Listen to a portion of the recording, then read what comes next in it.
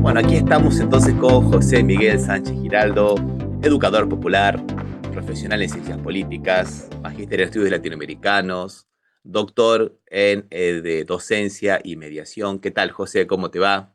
Hola, qué gusto saludarte, Ramiro, a ti, a la gente que nos ve y nos escucha o va a leernos.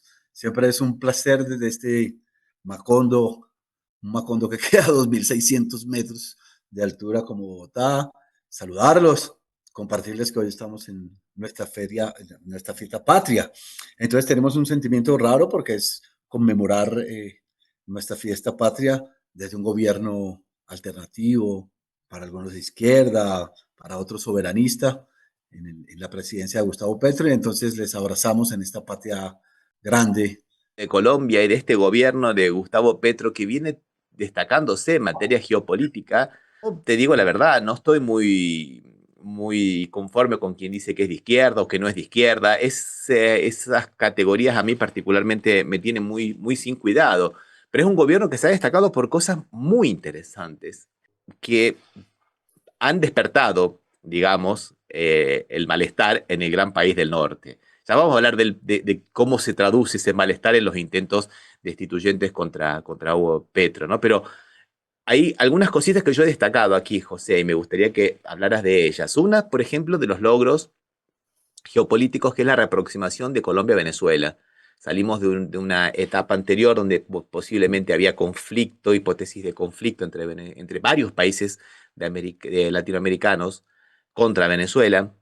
Una posición crítica que está teniendo el gobierno de Gustavo Petro hacia el genocidio que está ocurriendo en Gaza, en Palestina, que eso también es una posición muy, pero muy valiente. La idea ahora de salir de la OTAN, entendiendo muy bien que es una alianza que no tiene mucho sentido para un país sudamericano, y entrar en los BRICS también, ¿no? Es una cosa muy interesante, entrar en los bancos de los BRICS, aproximarse al sur global. Bueno, son todas cosas que realmente inquietan al gran país del norte, ¿no, José? Que son cosas muy interesantes, más allá de esa polémica si es de izquierda o no es de izquierda, que particularmente a mí me tiene tan sin cuidado, ¿no? Sabes que a mí también, no, no, y yo diría que al presidente, igual al presidente compañero Petro, el tema de la adjetivación de cuál es el tipo de gobierno que tenemos, pues lo dejamos para quien quiera ponerlos, pero está claro que es un gobierno que es un gobierno que hace parte de un quiebre bicentenario, con una forma de pensar el país, con una forma de gobernar el país. Y entonces es un quiebre en el orden que tiene profundas diferencias en lo epistémico, en la manera de nombrar, en la manera de decir, en la manera de señalar, ¿sí? E igualmente es un gobierno que disputa la construcción de un relato colectivo, de un relato colectivo distinto a que esta es la democracia bicentenaria para mostrar en América Latina. Y es un relato colectivo distinto porque incorpora, no solamente de manera decolonial, sino de manera independentista, Claro. ¿sí? Al mundo de las negritudes, al mundo de los pueblos originarios, al mundo de los hombres y de las mujeres, de la diversidad sexual, y además de eso, en una cosa muy interesante, casi en una comunión, digamos, con el Laudato Si, en una lectura con el Laudato Si, desde una visión marxista, como es Ujú. el presidente. Este no es un gobierno marxista, pero sí el presidente tiene una interpretación dialéctica en el sentido de que ese mundo binario de hombre-naturaleza, hombre-mujer, blanco-negro, lo uno o lo otro, ese mundo cartesiano del eje de las X y de las Y, ya no pasa por este mundo. Aquí hay una nueva forma de pensar y por lo tanto es un gobierno que nos devuelve la esperanza y en el que tiene un elemento que se ha ido convirtiendo central para los gobiernos nuevos en América Latina y es el diálogo entre formación y relato, formación política y relato para poder disputar el espacio de gobierno y en ese es en el que nosotros nos estamos gobierno. Ese es el tipo de gobierno más allá de izquierda, de derecho, digamos que es un gobierno que confronta y en el mundo geopolítico entonces también hay un rompimiento, ¿sí? No es posible, diría la profesora Dakmanovic, mi profesora en el doctorado, que no es posible pasar a otro paradigma sin pasar por un terremoto. Y Claro. estamos pasando por un terremoto. Y ese terremoto están emergiendo nuevas posibilidades. Entre otras, a partir del día de ayer, conformamos por primera vez en la historia de Colombia, imagínate tú, por primera vez en la historia de Colombia tenemos un partido en que todos los sectores de izquierda, de alternativos y otros, nos conformamos en un solo partido. Pasamos de ser 17 partiditos a ser un gran partido y hemos decidido ser un partido movimiento. Y esas son, digamos, las lógicas de construcción de los rompimientos que estamos teniendo, pero vamos rompiendo y vamos tejiendo. Qué buena esa noticia que pasa a ser un movimiento, porque, bueno, la unión hace la fuerza, ¿no? En realidad, creo que es básico eso en materia Y la política. diversidad crea los jardines y los bosques y la floresta. Todos Bueno, pintados del mismo color, no va. los jardines en el buen sentido, no los jardines como decía Josep Borrell, ¿eh? Que decía que Europa era un jardín y el mundo era una selva. Yo me siento muy cómodo viviendo en esa selva, perdónenme esa ironía, ¿no? Bueno, Porque, y si quieres para recuperar lo griego, digamos que de lo griego no tendría que recuperar de la naturaleza de las cosas de Epicuro y el jardín de Epicuro en términos de la construcción del pensamiento de Occidente, que cuando se junta con lo nuestro, con el summa causai, cuando de el buen vivir, de vivir sabroso, pues también, digamos, en esta patria grande y en esta América nuestra, somos un mestizaje profundo, ¿sí? Somos un mestizaje profundo, pero también en el reconocimiento, digamos, de que hay una danza colectiva, ¿sí? Pero sí, sí, por la diversidad. claro que sí, claro que sí. Bueno, y estabas hablando de un terremoto. Estabas hablando de un terremoto. Nosotros seguimos aquí, por ejemplo, con mucha, pero con mucha atención, todo lo que fue la reforma laboral, todo lo que costó la reforma laboral, todo el movimiento que tuvo que hacer el presidente con la reforma laboral. Y eso me parece que fue un gran logro del presidente haber conseguido eso, amenazando con un plebiscito y todo lo demás. Me parece, lo seguimos muy de cerca nosotros y lo hemos, digamos, disfrutado como una verdadera conquista, ¿no?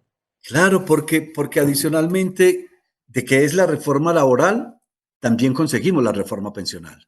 Ujú, Nosotros exacto. habíamos planteado como cuatro grandes momentos para el inicio del gobierno. Uno, primero, una reforma tributaria. Sí, una reforma tributaria en la que los ricos pagaran más que los pobres. Es más, que los pobres no pagaran y que por primera vez los ricos pagaran. Es una, digamos que el primer gobierno de izquierda tiene la osadía de presentar ante el Congreso una reforma tributaria de esas características, que no estuviera marcado por la generalización del impuesto del IVA, que es un impuesto regresivo. Todos pagamos el 16% por lo mismo. No puede ser que alguien que es rico pague lo mismo que alguien que no tiene trabajo por lo que va a consumir. Entonces, digamos, tuvimos una primera reforma tributaria que fue importantísimo. Luego presentamos la reforma a la salud y la reforma a la salud no fue aceptada de ninguna manera, de una forma absolutamente irresponsable, porque tanto ustedes, digo ustedes en Brasil, Ujú. ustedes en la Argentina, ustedes en Venezuela, ustedes los que nos están escuchando en diferentes partes, saben que si algo quedó absolutamente claro, algo absolutamente claro, en las consecuencias que tuvimos por el COVID-19 durante esos 3 años, es que no se puede privatizar, no se puede privatizar la salud, que no es posible enfrentar esos nuevos fenómenos con una salud privatizada y entonces volvimos al elemento de poder pasar hacia una salud como derecho y esa no la hemos podido pasar, esa no ha terminado de pasar, seguimos en la discusión, presentamos una reforma laboral en el marco de lo que nosotros definimos como la mayor crisis del proyecto neoliberal, de estos 35 años, desde los documentos de Santa Fe, etcétera, o la crisis del, de ese proyecto está vista, o sea, un proyecto neoliberal que atropelló inclusive al nuevo orden internacional, que hablaremos de geopolítica luego. Y entonces nosotros presentamos una reforma laboral para el siglo XXI. Porque aquí, para ustedes podrá no ser tan extraño, pero aquí había un tema en el cual nosotros, Colombia está ubicada en el Ecuador del mundo, ¿cierto? Y entonces aquí todos los días a las 6 de la tarde llega la luna y el sol se va. todos los días, Ujú. ¿sí? Pero aquí definieron entonces, a partir de gobiernos anteriores, que la noche empieza a las 9 de la noche. Por lo tanto, los trabajadores y las trabajadoras que trabajan, digamos, bajo un régimen laboral, no tenían el reconocimiento de esas horas adicionales que estaban trabajando de noche. Pero además los sábados y los domingos y los días festivos se pagaban común y corriente. Entonces logramos adaptar que el día empieza, la noche empieza cuando aparece la luna y cuando el sol se despide y se coquetean, pero se van y empieza otra característica, que los domingos hay que pagar los dobles para los trabajadores, que los campesinos tienen derechos, que las mujeres tienen derechos, etcétera, y logramos una reforma laboral y una reforma pensional. ¿A Sin partir con- de qué se logró? El presidente dice que no es él, que lo logró fue la gente en la calle, claro. en las condiciones en que tiene Colombia. Sin Y yo contar, supongo que en perdón, el resto de América Latina no es posible hacer dos reformas laborales o reforma laboral y reforma pensional sin la gente en la calle. Esta es la exactamente. combinación del gobierno, la calle, el pueblo movilizado y la decisión. Si no se reconoce en el Congreso la justicia de la reforma laboral, entonces vamos a consultar el constituyente primario y nos vamos hacia una asamblea constituyente para consultar tres elementos centrales: reforma a la salud, reforma laboral, reforma pensional y un nuevo estatuto de oposición. Y ante esa avalancha, el presidente empezó a salir a las ciudades a conversar y la avalancha de la gente movilizándose cambió la correlación de fuerzas al Congreso y hoy tenemos aprobada la reforma laboral y la reforma pensional. Buenísimo, muy, Y pero muy vamos bueno. con la de la salud. Y después, ¿qué ha ocurrido, digamos, con estos intentos de destitución que hubo por parte de algunos miembros del gobierno que fueron a golpear algunas puertas de los Estados Unidos? Recordemos que Estados Unidos no necesita que le vayan a golpear mucho para intentar desestabilizar gobiernos que no le gustan, ¿no? Pero bueno, si Bueno, tiene también. Pero parece que está de moda ahora ir a golpear puertas de los Estados Unidos, porque estamos viéndolo en Argentina, en Brasil, estamos viéndolo también, hemos visto en Venezuela casi siempre, ¿no? Pero ahora sí, también en Colombia, sí. ¿no? Bueno, lo que sucedió es, o lo que está sucediendo no es que haya habido, en mi lectura, un intento de golpe de Estado, sino Ujú. que desde hace un buen tiempo está en ejecución una serie de movimientos que yo identifico como una constelación, se van moviendo uno y se van moviendo otros, sí, es decir, movimientos en el legislativo, movimientos en el ejecutivo, movimientos en Fuerzas Armadas, movimientos en lo internacional, movimientos en la prensa. Esos se van moviendo como una constelación que van poniendo, van intentando poner por fuera al gobierno que nosotros ganamos en las urnas, en unas dificultades mayúsculas, porque el árbitro hace parte del pasado, son las reglas con las de ellos. Entonces, se fue develando golpes, está absolutamente claro, el presidente ha hablado de cerca de 12 intentos de lo que llamaríamos magnicidio. Ujú. ¿Sí? Se han encontrado armamento de artefactos explosivos que, siendo lanzados tierra a tierra, se han encontrado cerca de la Casa de Nariño, que es el, el, la casa de gobierno y donde vive el presidente. Eh, Se ha sabido de al menos 4 intentos más para atentar contra el presidente. El último que conocimos fue el presidente estaba en Sevilla, en el encuentro de Sevilla de cooperación, y cuando regresó sobre las 2:30 de la mañana, el avión se recogió una información en que estaba preparado un atentado para el avión, entonces el avión se desvió, tuvo que suspender la comunicación, llevarlo a otra ciudad y el presidente venir de esa ciudad para allá, una ciudad que puede estar a 5 horas en carro, hacer todo el despliegue para que pudiese venirse en una caravana automovilística hasta acá, o sea, hacia esos niveles. Y en el marco de todo eso, ¿sí? Aparecieron, el presidente ya conocía los audios, pero el diario El País de América Ujú. presentó en una de sus ediciones especiales la redacción de unos audios en los cuales el ex canciller Álvaro Leiva, Exactamente. conversaba con diferentes sectores políticos del país y se develaba además que se había entrevistado con un senador de la Florida, Ballard, que es, digamos, la persona más cercana a Marco Rubio, Ujú. el jefe, el secretario de Estado, en el cual solicitaban la ayuda para hacer otro movimiento en esa constelación, es decir, además de los movimientos que se daban acá, el movimiento para sacar del gobierno al presidente Petro.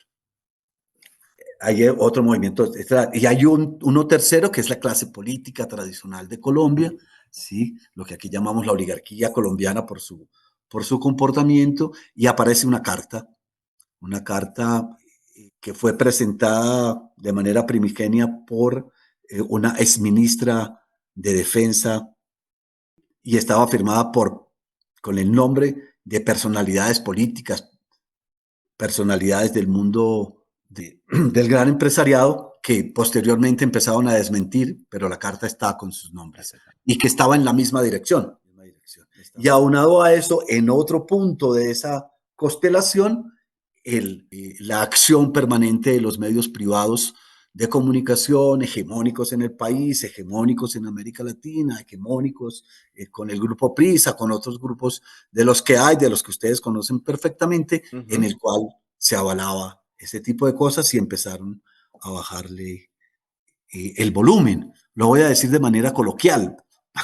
Hace poco estuvimos conversando con Juan Carlos Monedero sobre el asunto, conversando por aquí en Colombia con gente y entonces algo como que la prensa, o sea, nos mean y nos dicen que está lloviendo. Es verdad. Bien, José, la última pregunta que te voy a hacer te está referido un poco a tu viaje que has hecho a la hermana República de Haití, justamente un viaje oficial junto con Petro, si no me engaño, si no me Así es. equivoco.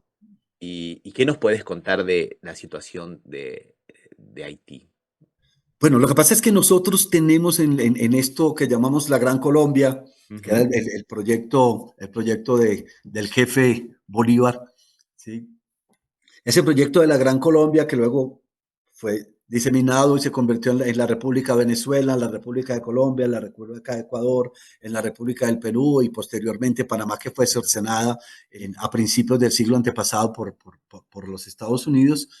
Ese proyecto gran colombiano nació en Puerto Príncipe, Ujú. en una conversación de hace 210 años en el que Bolívar viajó hasta Puerto Príncipe para reunirse con Petión, con Desalí, eran los negros que hicieron la primera independencia en América, es Exactamente. una independencia negra, derrotaron a Napoleón, por eso es que no nos lo cuentan, o sea, Ujú.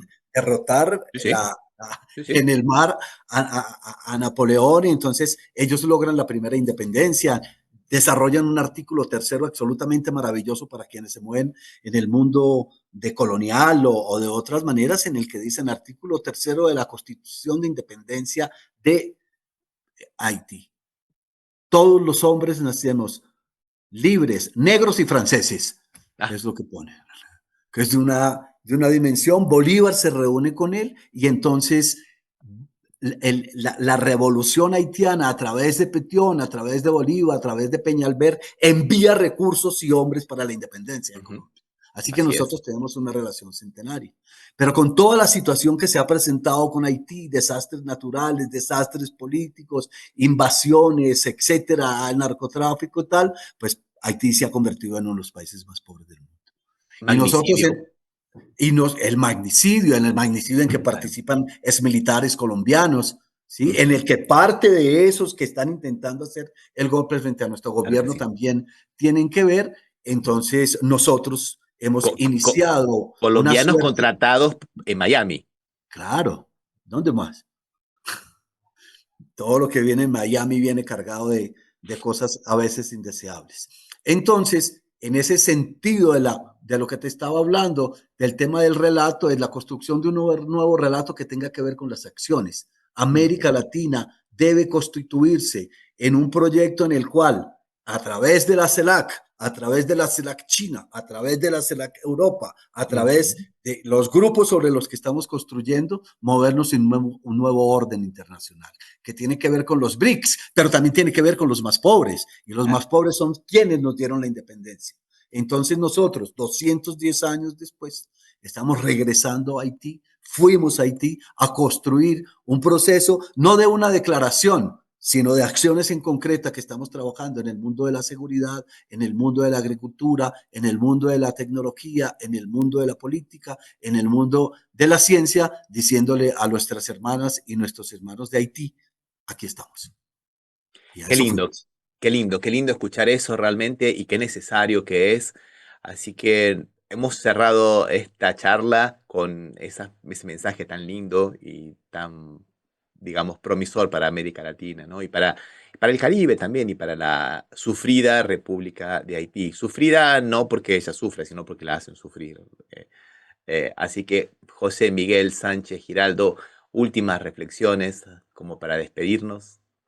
No, digamos que esta es una parte un poco loca, Macondo, es muy, muy loco porque cuando ustedes estaban en eso que se llamaba la primavera, bueno, primero cuando ustedes estaban, el resto de América Latina, digo que también son nosotros, en esa crisis económica tan profunda, el único país que crecía en América Latina era Colombia.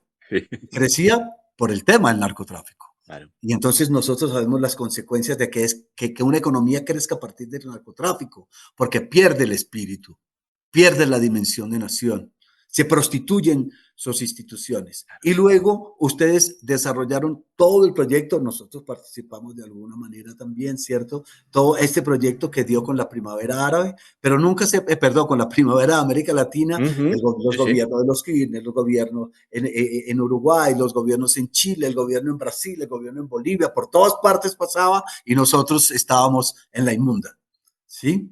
Pero íbamos construyendo, íbamos tejiendo, seguíamos creyendo que la revolución era una fiesta y a punta de creer que la revolución es una fiesta y que la espiritualidad es con la que se teje la verdad, la belleza y la bondad, fuimos construyendo una suerte de partido movimiento, de expresiones que nos llevaron a construir ética, estética y política. Qué bueno. Y Macondo reventó y ahora en medio de suerte de crisis que hay, nosotros estamos un poco ahí y nosotros somos fruto también de ustedes. Entonces valga la oportunidad de esta conversación para agradecer el ejemplo y para dedicarle este espacio a Mujica. Los Tupamaros dieron nacimiento en buena parte al movimiento 19 de abril del que yo provengo y del que proviene el presidente Petro y por lo tanto Mujica es también nuestro comandante, los Tupamaros son nuestros hermanos y ahora que ha partido corporalmente el compañero Mujica, yo quiero entregarle estas palabras a él y desde acá abrazar a Lucía Topalowski para decir, compañera, usted aquí también cuenta con sus hijos. Aquí estamos sus hijos y sus nietos y tenemos que seguir en esa dimensión. Buenísimo, José. Muchísimas gracias de nuevo y hasta la próxima. Y a ti muchas gracias, un gustazo poder hablar con América Latina. Cuídense mucho.